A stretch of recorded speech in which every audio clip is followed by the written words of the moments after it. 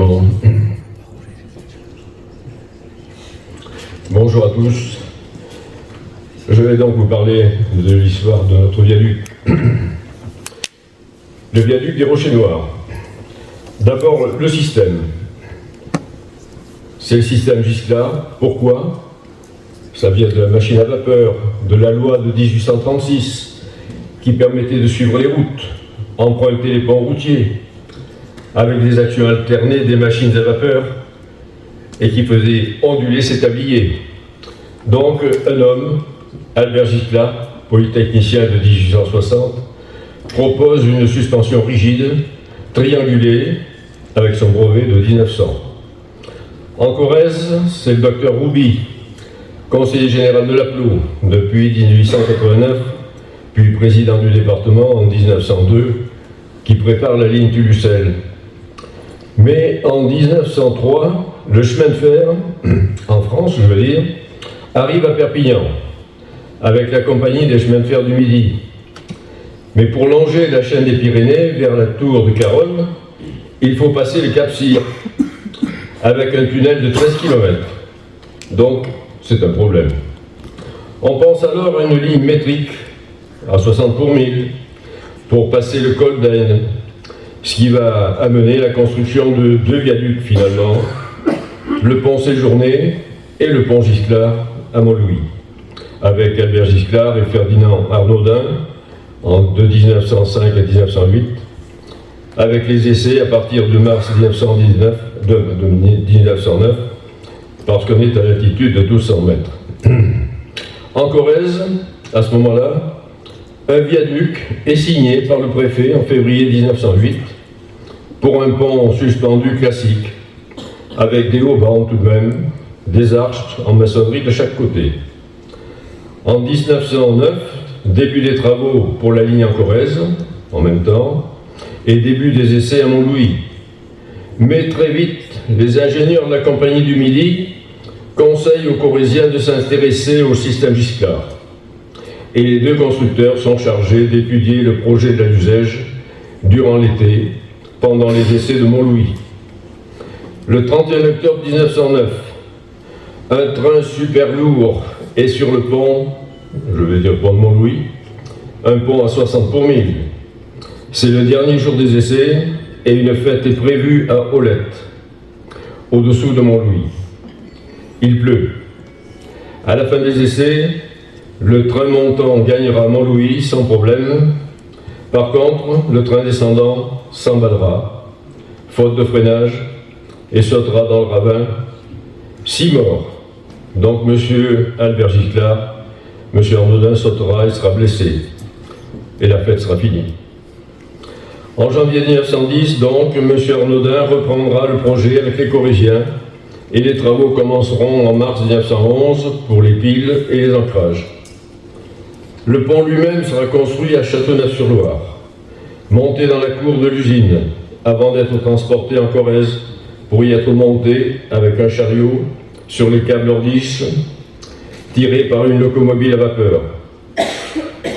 À Roche-Taillade, les essais dureront une semaine au mois de mai, avec un train de 140 tonnes et une flèche de 187 mm au centre du viaduc, d'où son nom sur la revue technique de 1913 de pont suspendu rigide de la Luzège. Début des circulations sur le viaduc le 1er août 1913 et la visite du président Raymond Poincaré le 13 septembre. Mais un an après, ce sera la guerre. Avec des difficultés jusqu'en 1918, le viaduc sera entretenu et surveillé. En comparant les prix, Montlouis, 1905-1908, 1 075 000 francs or. La Luzège, 1911-1913, 275 000 francs or. Le quart de Montlouis.